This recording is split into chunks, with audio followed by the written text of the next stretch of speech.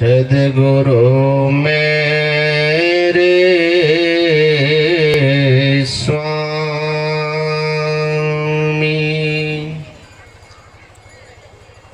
मैं उनके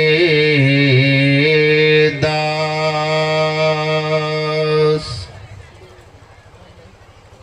जन्म जन्म मोहि दीजियो,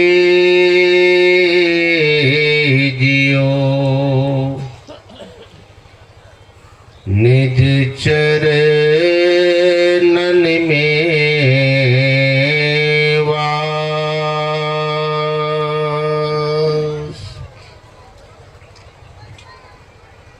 करुणा के अवतार पतित पावन परमाराध्य सद्गुरु महाराज के चरणों में कोटि कोटि नमन। मंचासीन सभी महापुरुषों को भी मेरा नमन है। उपस्थित सत्संग प्रेमी माताओं एवं बहनों, हम लोग अभी सुन रहे थे भक्ति के संबंध में। हमारे गुरु महाराज की वाणी में है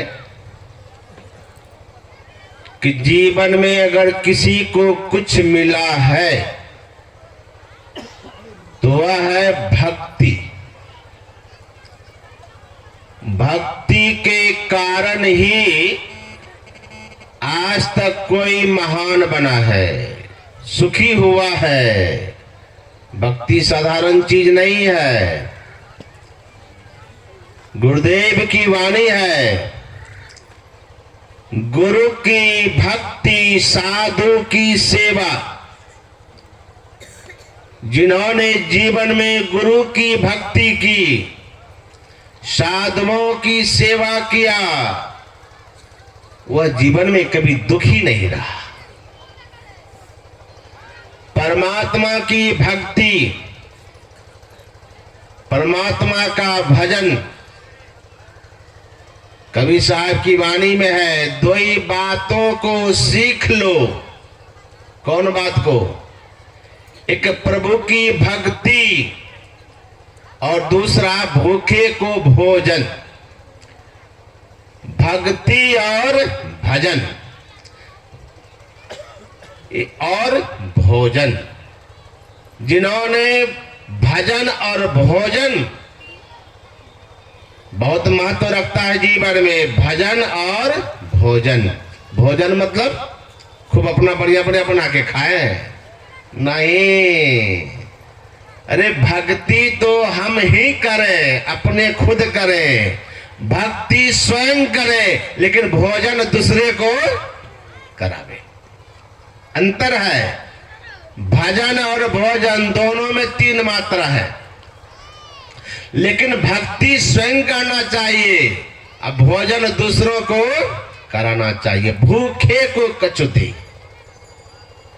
दोनों तो एक ही तरह लगता है, भजन और भोजन, लेकिन दोनों में अंतर है। जीवन में भजन तो खूब कीजिए अपने से, लेकिन भोजन अपना कम कीजिए। अपने भक्ति ज्यादा, भोजन कम, और दूसरे को भोजन ज्यादा कराइए। देखिए परिणाम क्या होता है भजन और भोजन का। ध्यान से सुनिएगा, मैं एक घटना सुना रहा हूं आपको। भजन और भोजन का क्या प्रभाव। भजन से जीव को शक्ति कैसे मिलती है, भक्ति से जीव को शक्ति कैसे मिलती है, भक्ति से जीव को सुख कैसे मिलता है, और किसी को भोजन कराने से क्या फल मिलता है, दोनों को इस घटना में आप देखेंगे। एक नौजवान एक अपने गांव के चौराहे पर छोटा सा दुकान खोल करके, कमरा बना के, और उनका काम था प्यासे को पानी पिलाना। कोई भी राहगीर आता था जाता था, सबको पानी पिलाना। नौजवान यह एक सेवा अपना लिया जीवन में, कोई भी आए उसको जल पिला देते थे। तो उसी के पास 4 व्यक्ति बराबर आते थे पानी पीने के लिए, बराबर आया करता था। तो नौजवान सोचने लगा कि यह चारों नौजवान व्यक्ति बराबर हमारे पास आता है पानी पीने के लिए, ये है कौन, पूछना चाहिए कहाँ रहता है। और बराबर आने जाने से परिचय भी बढ़ गया, तो बात करने में भी कोई हिचकिच नहीं। तो चारों व्यक्ति से पूछा वो नौजवान जो पानी पिलाने वाला था, जी आप लोग तो बराबर आते हो मेरे यहाँ पानी पीने के लिए, लेकिन मैं जानना चाहता हूं कि आप लोग रहने वाले कहाँ के। तो चारों नौजवान ने कहा हमारा स्थान मत पूछो, हमारे स्थान का नाम सुन के तो बड़े बड़े लोग थर थर कांपने लगते हैं, डर जाते हैं, भयभीत हो जाते हैं, इसलिए हमारा स्थान मत पूछो। बस हम आते हैं तुम्हारे पास पानी पीते हैं, हम सबकी आप तुमसे बड़ी मित्रता है कि तुम सबको बहुत अच्छा काम करते हो, पानी पिलाते हो। का नहीं, आने जाने से मित्रता तो हो ही गई, तो मेरे मित्र की बात मित्र को जानने में क्या डर है। तुम मेरे मित्र ठहरे, मैं भी तुम्हारा मित्र हूं, तो मित्र की बात तो मित्र को जानने में कोई इतराज नहीं, अब कोई हमको भाई भी नहीं होगा। बताओ आप चारों कहाँ के रहने वाले हो। तो चारों ने क्या कहा सुन लो। नौजवान से कहा देखो हम चारों तो मनुष्य के वेश में हैं, लेकिन है हम चारों जमदूत। चारों कौन है? जमदूत। अब मनुष्य के शरीर में जमदूत बन के घूम रहे थे। कहा इधर क्या करते हो? कहा हम लोग तो जमराज के दूत हैं, आजकल ही मोहनिया के आसपास ड्यूटी लग गई है, पकड़ पकड़ के ले जाते। नहीं, कोरोना में कितना को पकड़ के ले जाते वो लोग भी थक गया होगा। कहा आजकल इधर ही ड्यूटी लग गई है हम चारों की, इसी इलाके से पकड़ पकड़ के ले जाते हैं।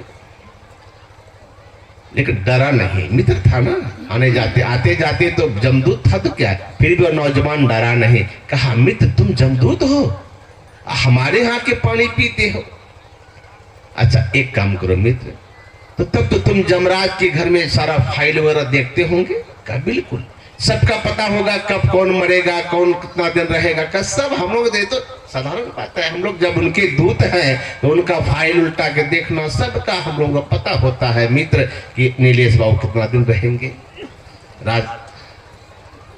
राजेश बाबू कितना दिन माइक लॉन्च करेंगे, सबका खाता भाई हम देखते रहते हैं।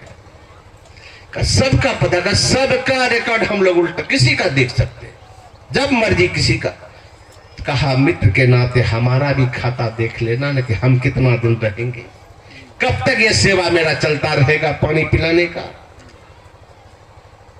कहा देखो मित्र ये सब सीक्रेट बात है, ये सब बताना नहीं होता है, हम लोग नौकरी का सवाल है ना, ये तो सेक्रेसी है ना।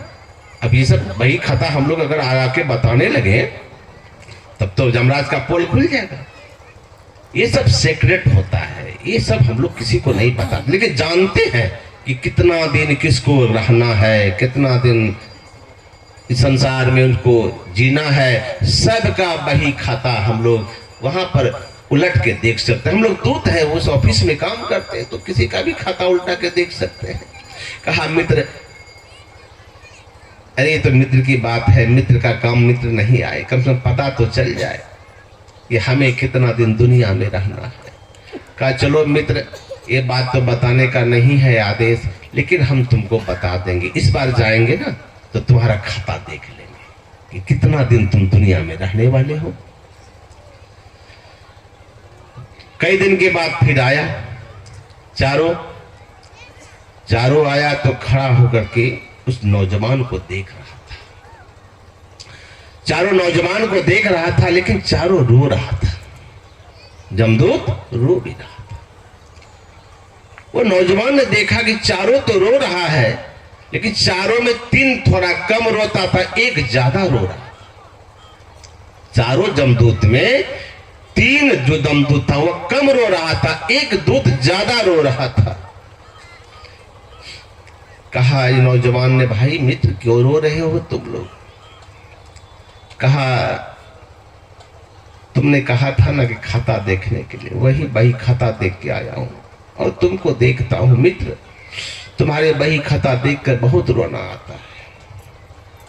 तुम ज्यादा दिन के मेहमान नहीं हो। देखिए क्या कह रहा जमदूत, तुम ज्यादा दिन के मेहमान नहीं हो। कैसे क्या बात है मां, इसमें डरने की बात नहीं, अरे जितना दिन मेरी आयु है मैं रहूंगा। लेकिन चौथा कुछ ज्यादा रो रहा था। कहा तुम सबसे ज्यादा क्यों रोते हो मित्र? अब देखिए जमदूत से कह रहा है चौथा दूत से नौजवान, तुम सबसे ज्यादा क्यों रोते हो? कहा मित्र बताने के लायक नहीं, क्या बताऊं, बताने की हिम्मत नहीं हो रही है मित्र। तुम्हारे पास पानी पीते पीते तुमसे मित्रता हो गई। रोकिए दीजिए इसको। है देखिए क्या हो गया, बहुत बड़ा आशीर्वाद मिल जाएगा, सबको डिस्टर्ब कर दी। अब बताइए। श्री सद्गुरु महाराज की जय। श्री सद्गुरु महाराज की। अब सत्संग को भंग कर देते, प्रणाम से गुरु महाराज आशीर्वाद देंगे। कितना समझाते हैं कि प्रवचन के समय मत आया कीजिए, सत्संग सुनते सुनते अब रसातल जाएंगे। इसलिए कभी कभी हम बोलते हैं कि अधिक सत्संग सुनते सुनते क्या हाल होता है जानते हैं? वो ईट में देखो ना, भट्ठा सब में ईट क्या होता है, जिसमें ज्यादा कोयला पड़ जाता है तो क्या बन जाता है? झामा। वही ज्यादा सत्संग सुनते झामा बन गया, कोई असर नहीं, रुक जाइए, मान नहीं रहे। ये झामा है, न 1 नंबर ईटा बनते हैं, न 2 नंबर ईटा, न 3 नंबर, झामे बन के रह गए। बताइए कितना समझाए, पहले हमने कह दिया कि प्रवचन के समय मत आइए, आरती के समय एकदम छूट है, हमारे यहाँ तो कोई प्रतिबंध नहीं। आरती के बाद आइए ना भाई, आपको कोई मना करता है? अब बीच में आते हैं, सबका ध्यान बढ़ता है, कभी तार खिंचाता है, कभी माइक खिंचाता है, सब तरह का सिस्टम आगे लगा हुआ है, सब पर ध्यान देना चाहिए। तो मैं कह रहा था कि जमदूत, चौथा जमदूत बहुत रो रहा था। कहा मित्र तुम सबसे ज्यादा क्यों रो रहे हो? कहा मित्र देखो, हम लोग जब यहां से गए चारों, तो हम लोगों ने सोचा कि मित्र का फाइल उल्टा के देखना चाहिए। तो जब फाइल देखा तो देखा कि तुम ज्यादा दिन के मेहमान नहीं हो, लेकिन एक घटना तुम्हारे जीवन में घटने वाली है। क्या घटना? कहा तुम्हारी शादी तो हुई नहीं है और तुम्हारी शादी होगी। घटना क्या है तुम्हारे जीवन में कि तुम्हारी शादी जब होगी और शादी के सारे भोज भंडारा समाप्त हो जाएंगे, जब तुम अपने पत्नी से प्रथम मिलन में जाओगे, तो उसी समय जब 5वां नंबर सीढ़ी पौड़ी पर तुम कदम रखोगे, तो मैं जो चौथा हूं ना जमदूत, हमें ही एक भयंकर काला नाग बन करके तुम्हें डसने का भार मिला है।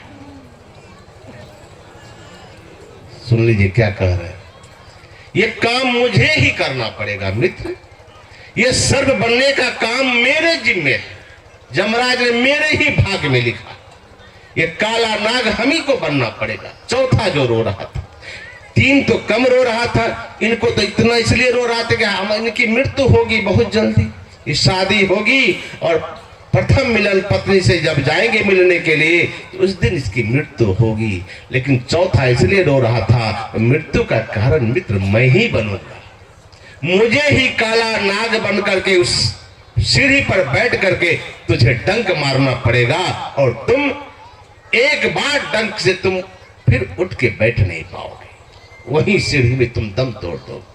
इसलिए मैं रो रहा हूं मित्र। एक काम करो मित्र, तुम शादी मत करो। जमदूत ने क्या कहा? ना शादी करोगे, ना तुम पत्नी से मिलने जाओगे, ना ही मुझे सर्प बनना पड़ेगा। मित्र हो सके तो तुम शादी को टालो, तुम विवाह मत करो। विवाह करोगे और जब वह संजोग बनेगा तो हमें तो काला नाग बन के तुम्हें दंश करना ही पड़ेगा। इसलिए हम लोग चारों रो रहे हैं। तुम बहुत पानी पिलाए हम लोगों को, लेकिन हमें ही डसना पड़ेगा, यह भार हमें ही मिला हुआ। नौजवान ने कहा, ठीक कहते हो मित्र, मैं विवाह ही नहीं करूंगा, लेकिन जिसकी जैसी भवता तैसी मिले सहाय, अपना आवे ताही ते ताही तहां ले जाए। ये भाभी को कोई टाल नहीं सकता है, भाभी को कोई टाल नहीं सकता है। भगवान शंकर से पूछा कि सुनता होगा अब होनी को टालते हैं भोलेनाथ, बहुत लोग कहते हैं ना कि होनी को टाल देते हैं भोलेनाथ, तो भोलेनाथ कहते हाँ होनी को तो मैं टालता हूँ। ये बात तो है कि कोई घटना घटने वाली होती है, लोग मेरा नाम लेते हैं, तो ऐसी आस्था है और मैं वो घटना को टाल देता हूँ। लेकिन देखो, लोग की भावना है कि भगवान शंकर की आराधना करेंगे, महामृत्युंजय का जाप करेंगे, तो यह जाप करेंगे वह जाप करेंगे, मेरे होनी को टाल देगा। लेकिन देखो हमारे घर में होनी हो गई, हम टाल नहीं सके। टाल नहीं सके? क्या नहीं टाल सके? अरे मेरी पत्नी तो अपने जल के राख हो गई, हम टाल नहीं सके। क्यों नहीं टाल सके? कहा होनी दो तरह का होता है। भगवान शंकर कहते हैं होनी दो तरह का। कैसा? का एक होता है प्रारब्ध जन्म होनी। अब ध्यान दीजिएगा, होनी कौन सा टलता है? लोग आते हैं बाबा जी के पास में कि यह आशीर्वाद दीजिए, यह काम पूरा हो जाए, यह संकट टल जाए, वह दुख टल जाए। क्यों नहीं टलता है भाई? किसी का टल जाता है, किसी का नहीं टलता है। ये इसका उत्तर भगवान शंकर दे रहे हैं कि दो तरह का होनी होता है जीवन में। एक होता है प्रारब्ध जन। प्रारब्ध जन किसको होनी कहते हैं? जो हमारे कर्म के अनुसार जो प्रारब्ध बन करके जो होनी आता है, उसको भगवान या संत टाल देते हैं। उसको थोड़ा कम बेस करने की शक्ति है उसमें।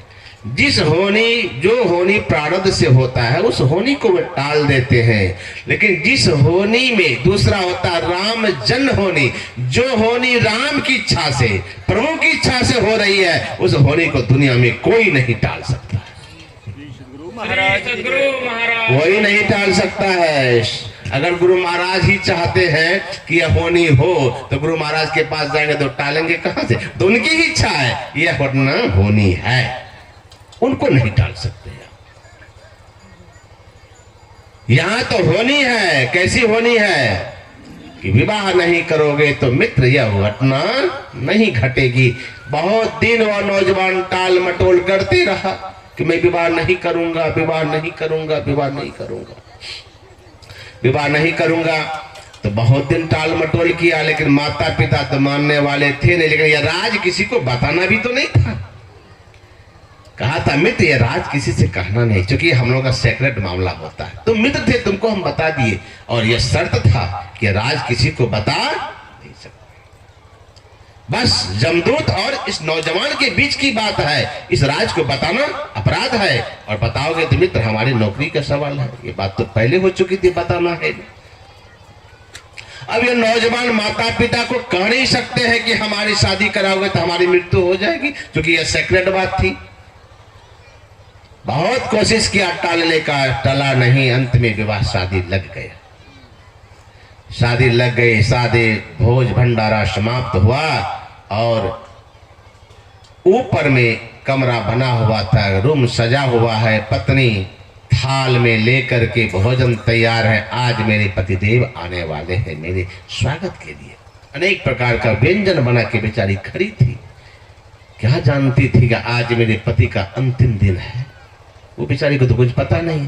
वो बेचारी तो थाल में भोजन बना के, अच्छा अच्छा पकवान बना के इंतजार कर रही है कि मेरे पति आएंगे तो आज पहली बार मिलन है, मैं अपने से भोजन कराऊंगी। अब रात्रि का समय हुआ, या नौजवान जा रहे हैं अपने, इनको तो पता है कि आज मेरी मृत्यु होनी है। नौजवान जा रहा है, 11:30 बज गए थे रात। सारे भोज भंडारा समाप्त होते होते रात्रि के 11:30 बज गए, और 12 बजे इसकी मृत्यु होनी थी। 30 मिनट का समय था। बस यही 30 मिनट के अंदर में इस सीढ़ी पर जैसे कदम रखते हैं तो जमदूत काला नाग बन करके सीढ़ी पे बैठा हुआ था। उस काला नाग को देख करके यह नौजवान कहता है, आ गए मित्र, आ गए मित्र हमको डांस करने के लिए। कहा, मित्र मैंने तो कहा था कि तुम अगर विवाह नहीं करोगे तो मुझे डंक नहीं मारना पड़ेगा, मेरी व्यवस्था है मित्र, मुझे डंक तो मारना ही पड़ेगा। लेकिन मित्र अभी 30 मिनट बाकी है। पत्नी ऊपर खड़ी है और एक काला नाग से और नौजवान दोनों बात कर रहे हैं और पत्नी सब बात सुन रही है खड़े खड़े। ध्यान दीजिएगा, पत्नी खड़ी है, सुन रही है कि हमारे पतिदेव इस सीढ़ी में इतनी बड़ी रात को सब तो सो गए, किनसे बात कर रहे हैं। तो दूर से ही देखी, आई समीप नहीं, देखा एक काला नाग है, सीढ़ी पर बैठे हैं और उनसे वार्तालाप कर रहे हैं हमारे पति। क्या बात कर रहे हैं? यही बात हो रही थी। मित्र आ गए, डांस करने आ गए। तो वह दूत ने कहा काले नाग के वेश में, मित्र मेरा तो विधान था, मैं तो उसको टाल नहीं सकता था, लेकिन मित्र मैं चाहूं तभी भी डांस मार सकता हूं और डांस मार के मैं चला जाऊं और 12 बजे तुम्हारी मृत्यु है। लेकिन मैं मित्र के नाते मैं तुझे 1 मिनट पहले डंक मारूंगा। जब ठीक 11:59 होगा तो मित्र मैं तुम्हें डंक मारूंगा ताकि तुम्हें तड़पना नहीं पड़े। अगर मैं आधा घंटा पहले अगर डंक मार देता हूं तो 30 मिनट तक तुम तो छटपटाओगे और तुम्हारी छटपटाहट को मैं बर्दाश्त नहीं कर पाऊंगा। इसलिए मित्र डंक तो मारूंगा, लेकिन मारूंगा 1 मिनट पहले ताकि तुमको पीड़ा नहीं हो। एक काम करो मित्र, डंक तो मारना ही पड़ेगा। ये बातचीत होते होते 10 मिनट समय बीत गया, बच गए 20 मिनट समय। कहा मित्र 20 मिनट समय अब बचा हुआ है डंक मारने में, एक काम करो भजन करो। अंतिम समय में कहा जाता है भजन करने से भगवान का धाम को प्राप्त करता है। तो अंतिम समय है मित्र, भजन करो। और मित्र वहीं बैठ के सीढ़ी में भजन करने लगे। भजन कर रहे हैं, भजन में लीन है। जो 18-19 मिनट जो भी समय मिल जाता है, अंतिम में मैं बैठा हूं, तुम भजन करो, मैं डंक नहीं मारूंगा, 1 मिनट पहले डंक मारूंगा मित्र। और मेरा डंक ऐसा है जो मिथ्या नहीं होगा। डंक मारूंगा, तुम प्राण त्याग दोगे बिना छटपटाहट का। भजन कर लो मित्र, भजन कर लो, अंत समय है, भजन कर लो।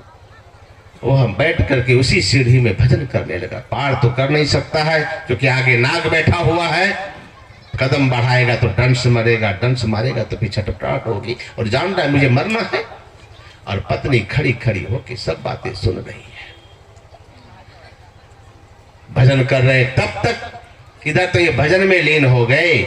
उसी गांव में बगल में एक बहुत बड़ा जंगल था और वहां एक पिता अपनी पुत्री को लेकर के इसी 11 बजे 11:30 बजे रात में ही, कोई नहीं, एक बाप और एक बेटी घर में।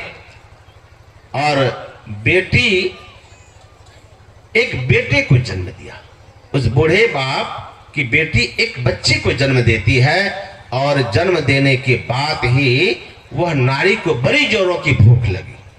ध्यान दीजिएगा, अब भूख लगी तो अपने पिता से कह रही, पिताजी मैं बच्चे को तो जन्म दे चुकी हूं, लेकिन मुझे इतनी भूख लगी है, अगर मुझे कुछ खाने को नहीं मिलेगा तो मैं अपने बच्चे को ही खा जाऊंगी। देखिए स्थिति कितनी भयंकर आ गई। कारण अगर हमें खाने को कुछ इस समय नहीं मिला तो मैं अपने जो बच्चे को जन्म दी हूं, इसी बच्चे को मैं खा जाऊंगी और मैं भी मर जाऊंगी, बच्चा का भी अंत हो जाएगा। मुझे कुछ खाने को दीजिए, मुझे कुछ खाने को दीजिए। बूढ़ा बाप कहता है, बेटी घर में एक मुट्ठी अनाज है, एक दाना नहीं है, और फिर मैं कहां से लाऊं? अभी भोजन, इतनी रात को 12 बजने ही वाले हैं, कहां से लाऊं? कहा पिताजी अगर नहीं लाएंगे तो मैं तो बिल्कुल अपने जो बच्चे को जन्म दी उसी को खाऊंगी और मैं भी मेरा भी प्राण का अंत होगा, बच्चे का भी अंत हो जाएगा। अब बाप रो रहा है बाप कि मेरे बेटी के साथ साथ बच्चे का भी जिंदगी का अंत हो जाएगा। दोनों का अंत हो जाएगा। कहा बेटी थोड़ा सा सब्र करो, मैं जा रहा हूं, कहीं अगर भोजन मिल जाए मैं व्यवस्था करता हूं, बना तो नहीं सकूंगा इतनी रात को, कहां से व्यवस्था करूंगा।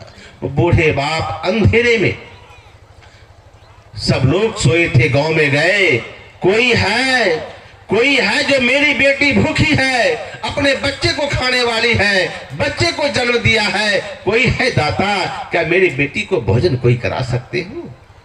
उतनी रात्रि को कौन मिलेगा भाई, सब तो फाटक बंद के सोए थे। वो बूढ़ा पिता अपने बेटी की जान की रक्षा के लिए भोजन के लिए चिल्ला रहे हैं, कोई तो था नहीं जगा हुआ, सब सोया हुआ था। लेकिन वही जो उनकी पत्नी तो युवक की, जो थाल में अनेक प्रकार का पकवान बना के रखी थी कि मैं पति का स्वागत करूंगी।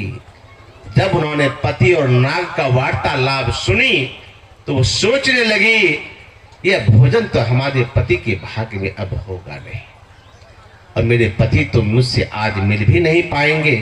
खड़ी खड़ी विधाता का यही विधान है, मैं कर क्या सकती हूं।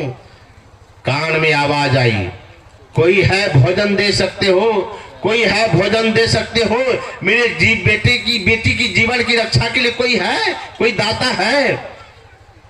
वह सौभाग्यवती स्त्री देखिए मन में सोचती है यह भोजन तो मेरे पति के भाग्य में है नहीं, अगर कहीं इस भोजन की थाल को मैं अगर इस बूढ़े बाबा को दे देती हूँ, उसकी बेटी जो भूख से तड़प रही है, बच्चे को खाने के लिए व्याकुल है, कम से कम उसकी दोनों जान की रक्षा तो हो जाएगी। इस सीढ़ी में तो पति खड़े हैं, काला नाग बैठा है, पीछे वाले सीढ़ी से नीचे उतर गई वो थाल लेकर के। कहा अंधेरी रात, कौन? बूढ़ा बाबा, बाबा ये लीजिए भोजन की थाल, ले जाइए अपने बेटी को खिला दीजिए। बेचारी रखी थी अपने पति को खिलाने के लिए, लेकिन खिलाएंगे कहां, पति तो थोड़े देर में मृत्यु के घाट उतरने वाले हैं। वह सजा हुआ भोजन का थाल वह स्त्री क्या करती है, दान कर दिया, ले जाइए बूढ़े बाबा। अंधेरे में दिखाई नहीं पड़ा कौन दिया, लेकिन इतना देखा कोई एक सुंदर स्त्री है जो थाल लेकर के आके मुझे दिया। वो बूढ़ा बाबा भोजन की थाल को लेके दौड़ते हुए आए। इधर समय बढ़ता जा रहा है, ये नौजवान बैठ के भजन कर रहे हैं और समय बढ़ता जा रहा है, बढ़ता जा रहा है। अब समय मात्र 2 मिनट बचा हुआ है डंक मारने में, 2 मिनट समय हो बचा हुआ है। अब विषधर नाग दंश करेगा, नौजवान की मृत्यु होगी। तब तक क्या होता है, ये बूढ़े बाबा पहुंचे अपने बेटी के पास। बेटी भूख के मारे बच्चे को हाथ में ले ली थी खाने के लिए, अब खाने ही वाली थी। पिता का, बेटी रुक जाओ बेटी, बच्चे को मत खाओ, मैं भोजन लेके आ गया।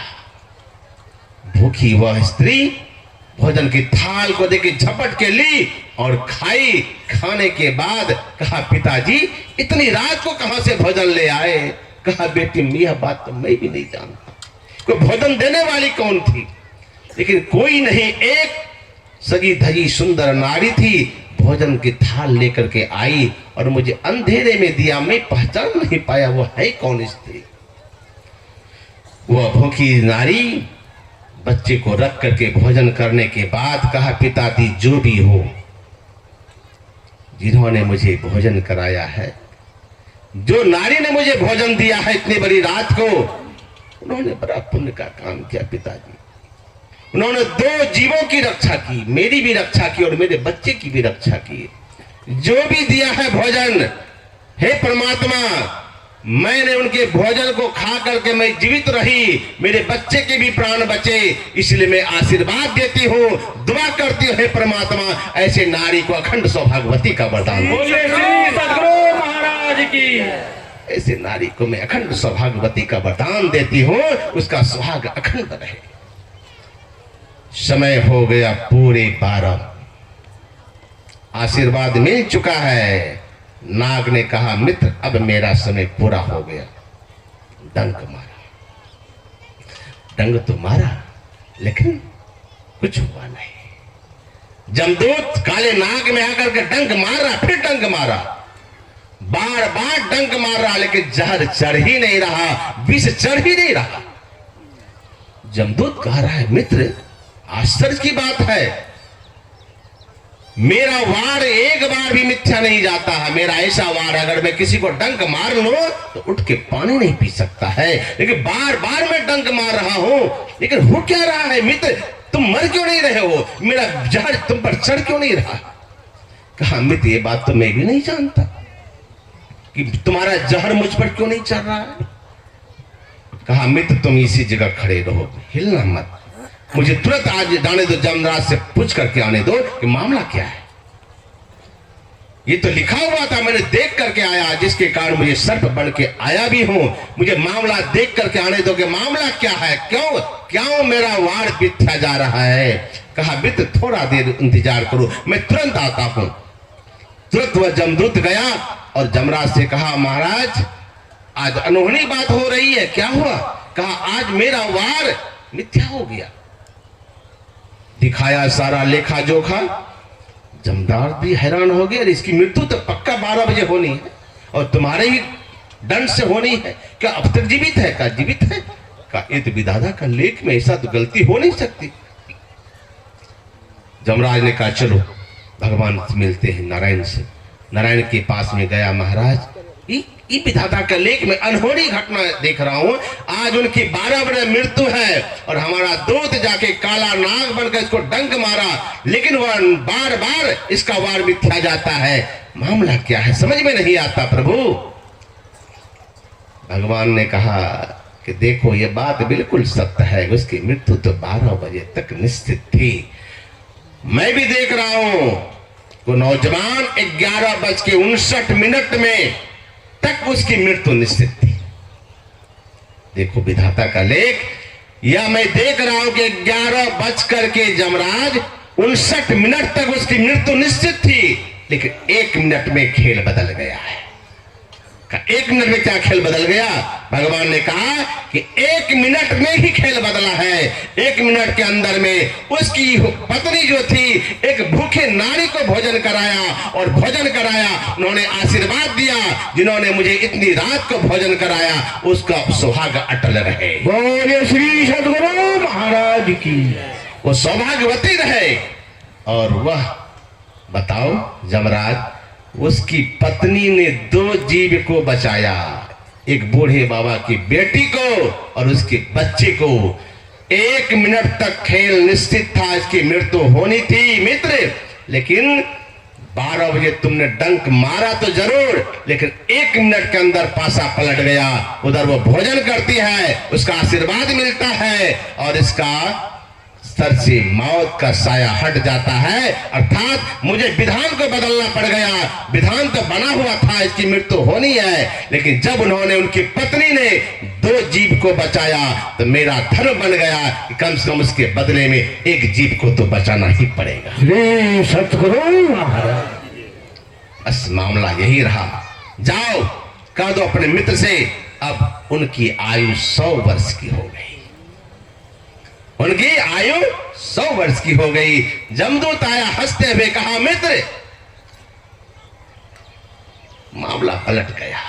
क्या पलट गया।